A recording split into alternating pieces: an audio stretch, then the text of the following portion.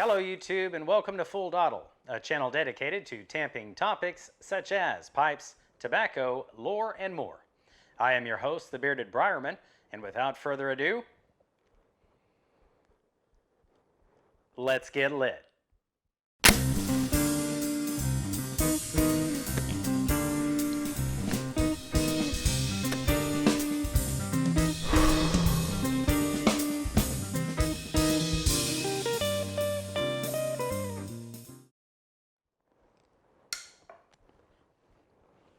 Welcome back everyone and happy Cobb Tuesday.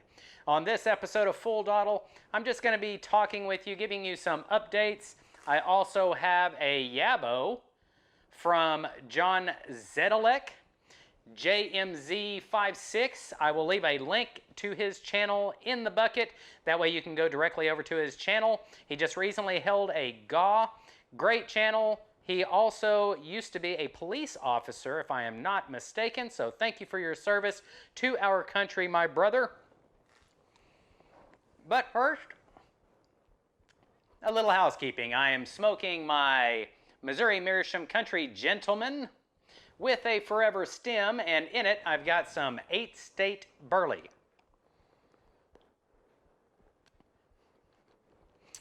I actually have a first impression of the 8-state burley that will be coming up this Thursday. I taped it prior to this one, so when you watch the first imp of 8-state burley, fear not, I'm not lying to you, it is my first impression, but that was taped prior to me taping this Cobb Tuesday. So don't worry everyone, I'm still a man of honor. All right, so first things first, let's open this up. I opened the box, I haven't peeked inside. Was not expecting anything. Got the bro note.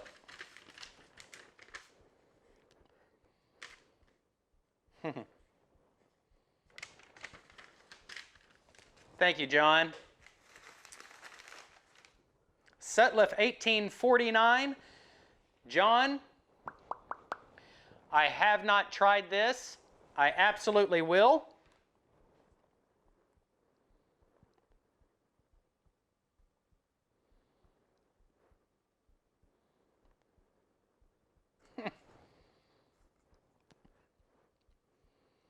Says it is the perfect vapor blend. I have not tried this, John. I will try this, and I will do a first impressions on it very soon. If I would have opened this YABO before I did my first imp of this week, I would have done it this week. I didn't expect this in the mail at all. Thank you so very much. Very kind of you. I didn't expect anything in return when I sent you that Stockton that I sent you. I just wanted to be able to send it to you so that you could try it. At any rate, thank you very much from the bottom of my heart. This is very thoughtful and I am very appreciative. I will be doing a first imp of this. As you know, vapors are my ultimate favorite blend, so I can't wait to try this out. All right, so just some updates. Had a crazy last couple of weeks. Recently, as you all know, I had really been getting back into my fitness routine, going through and getting myself back in shape. I've pretty much reached my goal as far as getting my weight back down and all of that stuff. My weight is always going to fluctuate. I'm trying to gain muscle, so my weight will hopefully come up as I gain muscle, but I wanted to get my body fat percentage down. At first, my goal was 10%. I got it down. I'm below 12% now. This morning I woke up at I think 11.9%, and I'm going to have to say that right at the 12% mark is what I consider perfect for my body composition. I'm not hungry all the time. I'm right where I want to be. My body looks like I want it to look. So aesthetically it looks great. I feel great, but I've had some issues.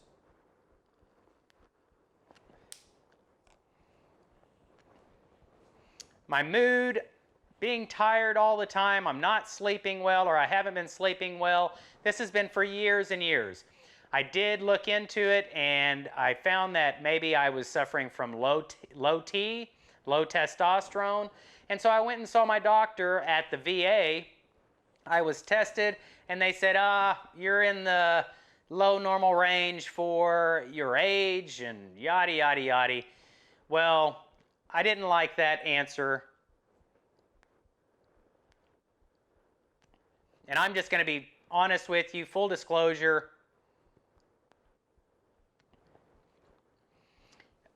I wanted it for more than just because I thought that I was low. Wanting to build muscle, I'm never going to do steroids. That's not something I'm willing to do. I don't do illicit drugs. I don't drink. I'm pretty much a square.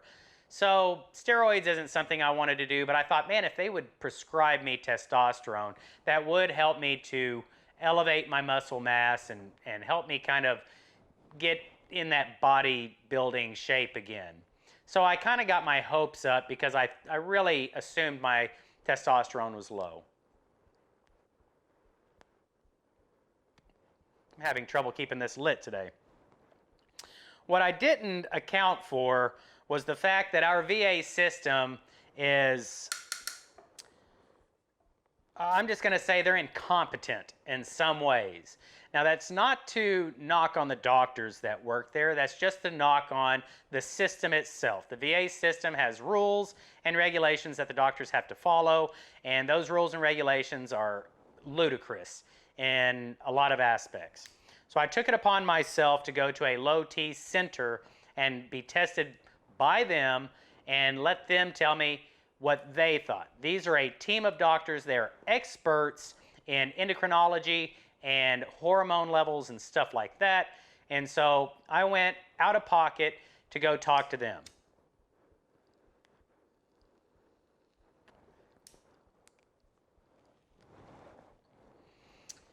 When I went and got tested by them, come to find out I do have low testosterone. There are two types of testosterone. There is your total testosterone, and this is the amount of testosterone. Your total testosterone is the amount of testosterone that is in your blood. That's being, it's already bound up by your sex hormone. I can't remember what it's called. I can't remember what it's called, but it's a sex hormone that binds itself to testosterone, which means once it's bound, the body can't use it. And then you have what's called free testosterone. Free testosterone is what's left over that's unbound, that your body is freely available to gobble up and use for whatever it needs to use. It helps to tell the brain, hey, we need you to produce more testosterone, we need you to be able to do this and that and the other, whatever the case may be. Well, a normal testosterone level, free test, is going to be anywhere from 300 to like 1,000 for my age group, and I was at 444, which for 39 years old on the 11th of this month, in my opinion, is very low. Just because I'm 39 years old doesn't mean I should be on the low range of normal. It means, in my opinion, I should be optimized. I think everybody, no matter what your age is, if there's a normal range, you should be on that high normal range unless it's a negative aspect like cholesterol or something like that.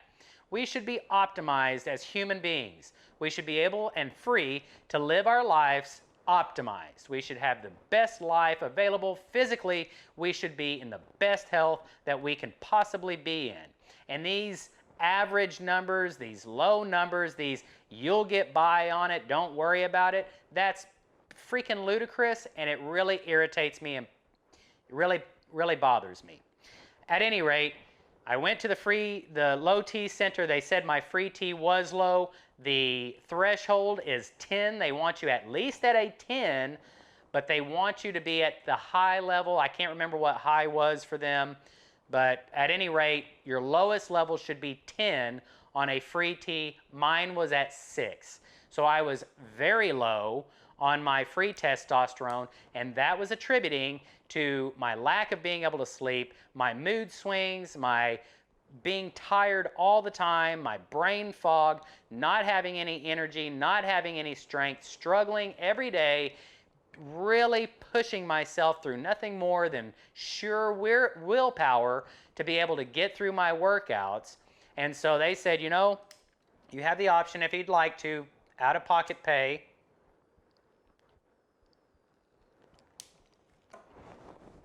To begin testosterone treatment if you choose. And of course I said, yeah, I want to start testosterone treatment. Partly for selfish reasons, mostly because of my health. I want to feel good again. At 39 years old, I should not feel like an 80-year-old, plain and simple. So about, let's see, a week ago, I started on testosterone. They started me at 200, I think the measurement is milligrams. They started me at 200 milligrams a week for the first 8 weeks until my hormone level, my testosterone levels balance out, and then I should be, they're trying to get me at the high normal range. So things are going good. Usually it takes about 3 months, 12 weeks, around about for your levels to balance off and for you to start really feeling the effects of it.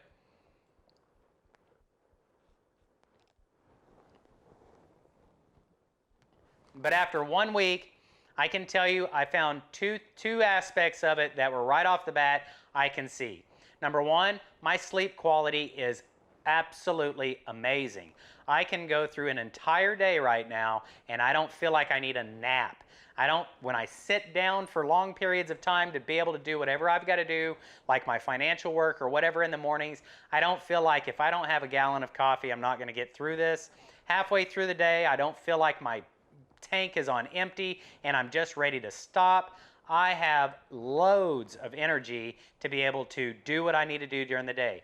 I actually look forward to working out again finally, which is amazing for me because I was there for a while. I really dreaded getting in here and getting it done. And now I look forward to being able to push myself and be able to put my body through that activity to be able to build it back up.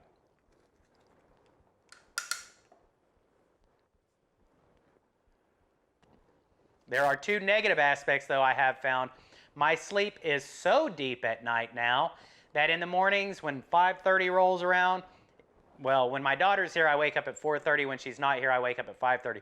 When that time rolls around in the morning, even when I've had a decent night's sleep, for me, a decent night's sleep is 7 hours, it's hard for me to wake up. But the good news is, once I do wake up, get out of bed, I always go right away and do my body matrix. I weigh myself, and then I do a body scan for my body fat.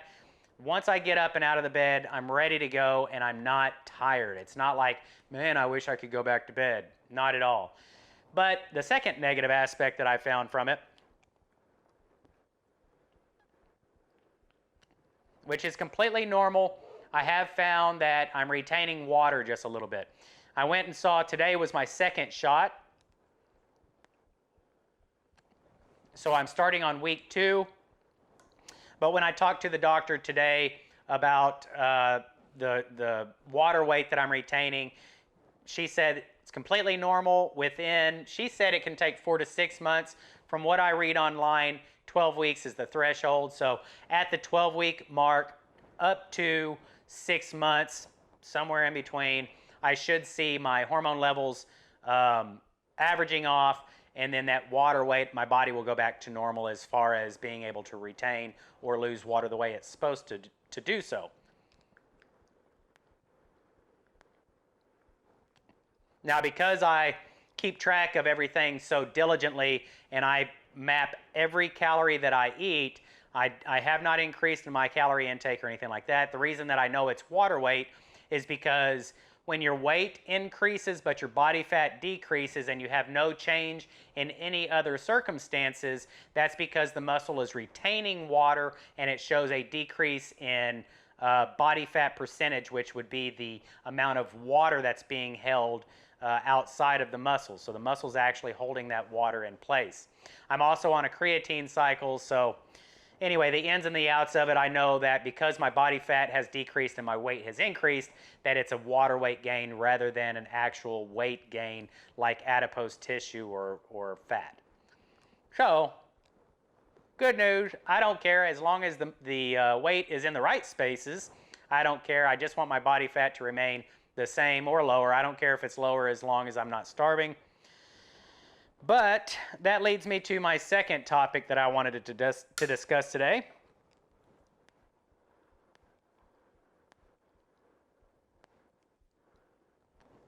Recently, my grandmother was placed in a nursing home.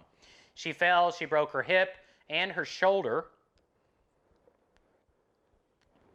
And just like that, for whatever reason, she has been diagnosed with dementia.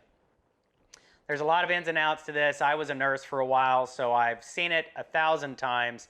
When the elderly break a bone, a lot of times for whatever reason, it is a catalyst to dementia.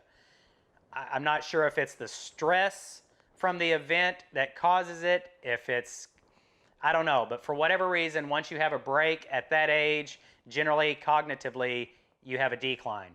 And she was diagnosed with dementia. Well, this has been a very big strain on the family because it's just been very stressful. But recently, now that she has dementia, she's starting to talk a little bit about things that have never been talked about before, and secrets are starting to come out. Skeletons in the closet are being revealed.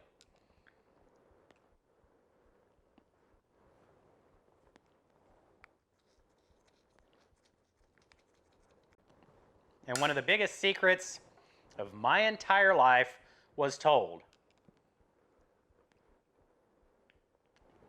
Come to find out, my biological father, who died when I was around 3 or 4 years old, was actually adopted.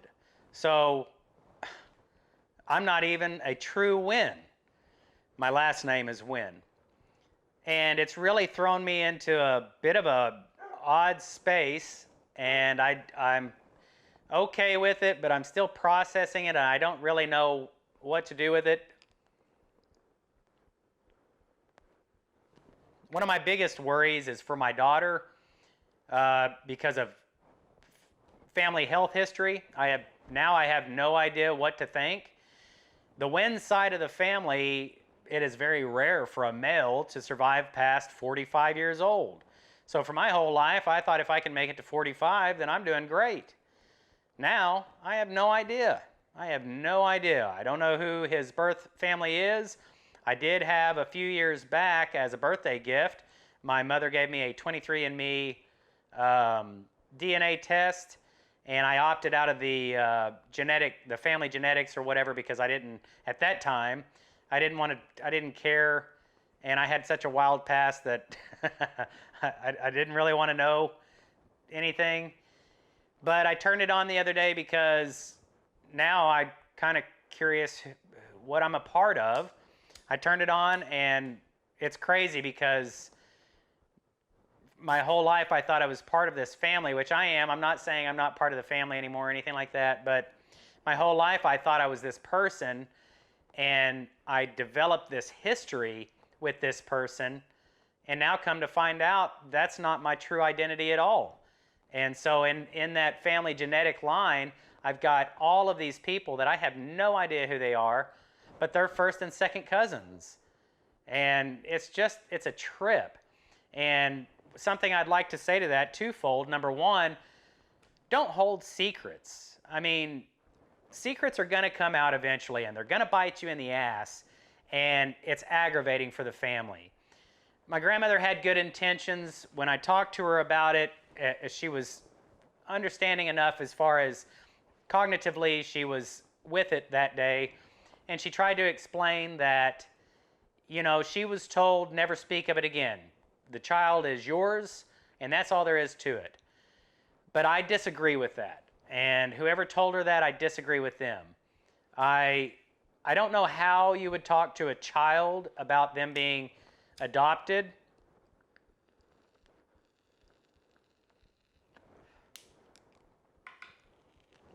So I'm not here to discuss that because I don't really know. I don't know what to do there. How do you tell a child that they're adopted and not make them feel like they weren't wanted in some way, or they're not part of the family or whatever? But that is not something that you should go your whole life without knowing, only to one day all of a sudden it come up and just freaking blow you out of the water.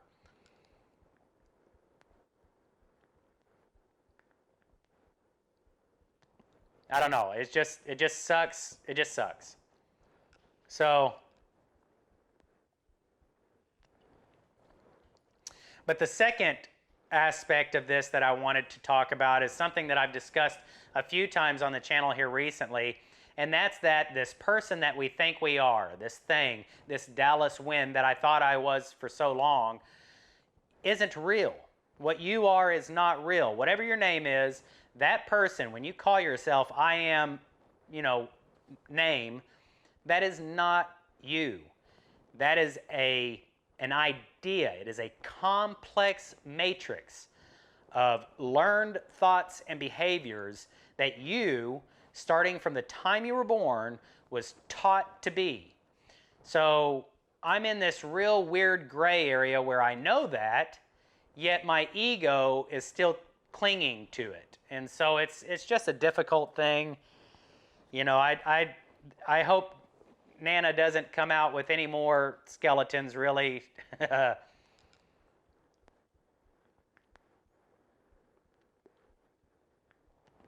She was pretty wild in her younger days as well.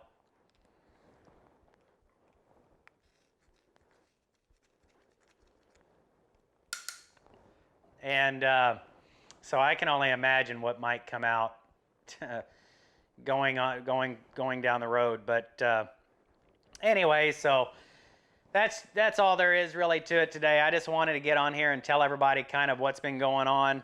I've got some ideas for some videos coming up. I'd like to start a new blending video in search of a great vapor. I'd like to make a vapor. And I also have another video on tongue bite that I want to produce here pretty soon that's going to talk about some different ways to be able to manage tongue bite and alleviate it that I've found. So I've got some videos in the works, but these last couple of weeks have been absolutely nutty and have kind of thrown me for a loop. It's weird though, because it's kind of confirmed a few of the things that I have had in my mind for a while. I've always had this idea, this weird notion that I was alone. And, now knowing this, I kind of was. And looking back, there are so many things in my life that make sense now that beforehand were just kind of questions. But anyway, I would love to know down in the comments if you know anybody that is adopted, if you've adopted any children, or if you're adopted yourself. How did you deal with that topic? What would have been something that you would have done differently if you were the one that was adopted? Would you have liked to have known, or would you have rather them just never tell you forever? You go the rest of your life thinking that you are their blood, biological blood relative, or, whatever the case may be. I'm curious to know.